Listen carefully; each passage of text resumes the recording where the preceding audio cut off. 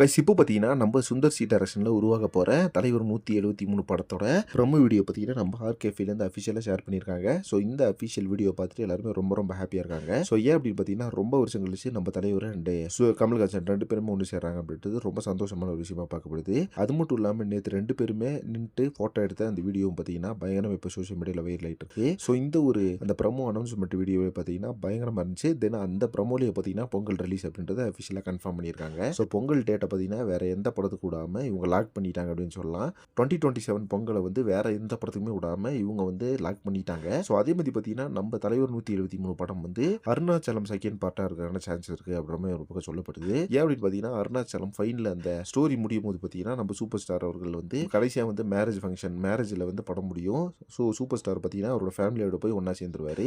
அதோட லீடா எடுத்துக்கிட்டு அதை வச்சு பார்த்தீங்கன்னா ஒரு ஸ்டோரியை வந்து நரேட் பண்ணியிருக்காரு நம்ம சூப்பர் ஸ்டார்ட்ட சுந்தர் சி அவர்கள். ஸோ இந்த கதை பார்த்தீங்கன்னா ரொம்பவே பிடிச்சிருக்கு. கமர்ஷியல் மாஸ் எலமெண்ட் படமா வரும் இது அப்படின்னு சொல்லப்படுது. வில்லேஜ் சப்ஜெக்ட் படம். ஸோ இந்த படம் பார்த்தீங்கன்னா அதுக்கப்புறம் நம்ம அருணாச்சலமோட அப்பா பார்த்தீங்கன்னா அதில் வந்து ஒரு மிகப்பெரிய அமௌண்ட் பார்த்தீங்கன்னா நம்ம சூப்பர் ஸ்டார் கொடுப்பாரு. கிட்டத்தட்ட ஒரு 3000 கோடி வந்து கொடுப்பாரு. ஸோ அது செலவு பண்ணிங்கன்னா 30,000 கோடி வந்து உங்களுக்கு கிடைக்கும் அப்படின்னு சொல்லியிருப்பாரு.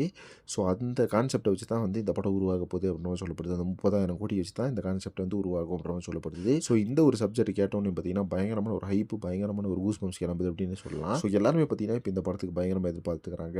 இந்த அனௌன்ஸ்மெண்ட் என்னவா இருக்கும், கதை என்னவா இருக்கும், கேஸ்ட் யாராக இருக்கும்னு சொல்லிட்டு இந்த அப்டேட் எல்லாம் ஒவ்வொன்றா சீக்கிரமே ரிவீல் பண்ண போகிறாங்க. ப்ரொடக்ஷன் சைட்லேருந்து அப்புறமே தகவல் கிடைச்சிருக்கு. இப்போ யாரெல்லாம் நம்ம எதிர்பார்த்தீங்கன்னு சொல்லிட்டு கமெண்ட் பாக்ஸில் மென்ஷன் பண்ணுங்க. அண்ட் அதே மாதிரி சினிமா பற்றி இன்ட்ரெஸ்டிங் தகவல் சேனல் மறக்காம சப்ஸ்கிரைப் பண்ணுங்க.